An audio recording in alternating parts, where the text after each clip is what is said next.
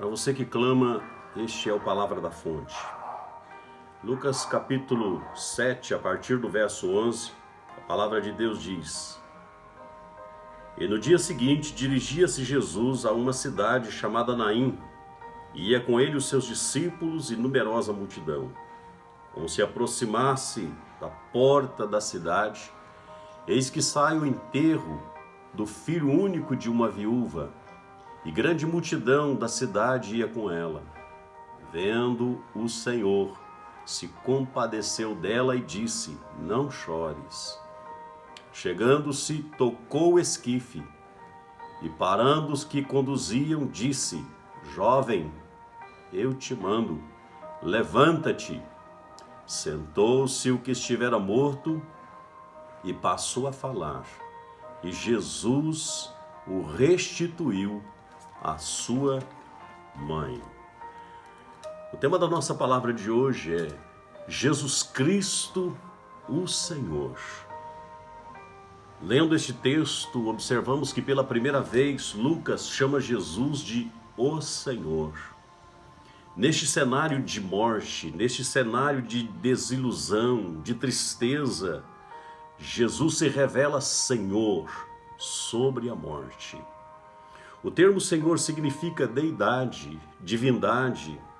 O termo é equivalente a Jeová na Septuaginta. O texto ele nos revela alguns fatores, alguns aspectos pelos quais o senhorio do Senhor Jesus Cristo se manifesta. O primeiro deles é o tempo. Jesus, é importante sabermos disso, ele é o Senhor do tempo. O verso 12 nós vemos a chegada de Jesus, à cidade de Naim. E coincidiu exatamente com a saída de uma procissão fúnebre. Houve o encontro de duas multidões. Quando nosso Senhor Jesus vai intervir em determinada situação, ele não chega nem adiantado, nem atrasado. Ele chega sempre na hora certa. A palavra de Deus nos diz em relação, por exemplo, à volta do Senhor Jesus, o apóstolo diz: não tardará.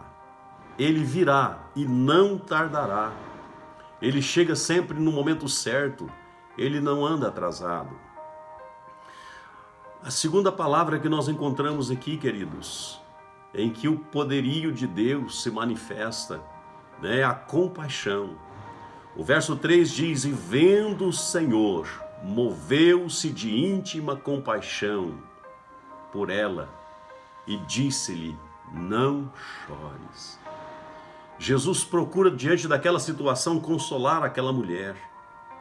Na verdade, queridos, nós precisamos aprender, como Igreja de Cristo, a dar lugar a este tipo de compaixão nas nossas vidas, que nos leve a fazer algo pelo próximo, por aquelas pessoas que estejam sofrendo. Aquilo que está ao nosso alcance, precisamos fazer.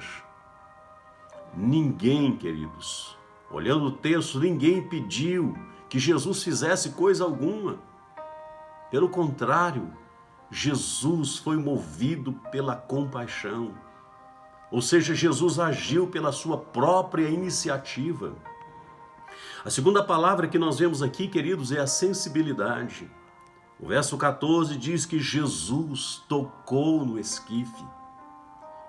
Sabe o que isso significa? Significa que Jesus preferiu ajudar o homem morto do que permanecer cerimonialmente puro. Números capítulo 19, verso 11 diz que aquele que tocar num morto, num cadáver, imundo será por 7 dias. Jesus rompe com todas as barreiras. Quando a necessidade humana estava em jogo, Jesus não se preocupava com os detalhes cerimoniais. Aprendemos aqui que devemos dar mais valor à essência, à vida, do que à aparência. Mais valor ao interior do que ao exterior. O ritual, o formalismo religioso deve ser precedidos pela misericórdia, pelo amor. O profeta Oséias, no capítulo 6, verso 6, ele diz: porque eu quero misericórdia e não sacrifício. Em quarto lugar, queridos, em quarto aspecto que queremos destacar aqui, é que o senhorio de Jesus, ele se manifesta com poder.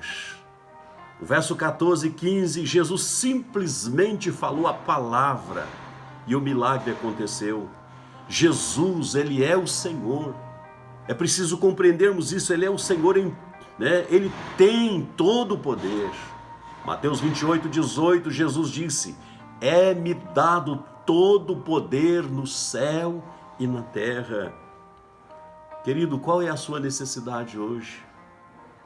Ele é o Senhor do tempo, da compaixão, é sensível às suas necessidades, ele tem todo o poder para manifestar a seu favor.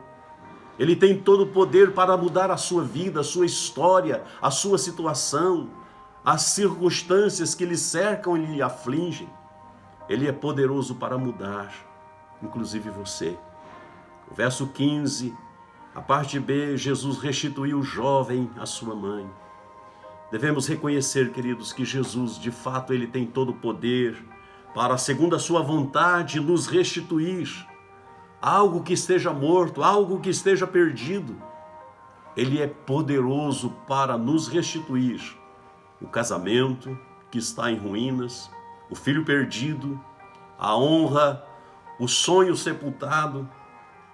A pergunta é: o que está morto em sua vida, que você gostaria de ver ressuscitado? Deixa Cristo ser o Senhor da sua vida. Deixa Cristo de fato ser o Senhor da sua vida. E o milagre certamente acontecerá. Que Deus te abençoe e até o nosso próximo Palavra da Fonte.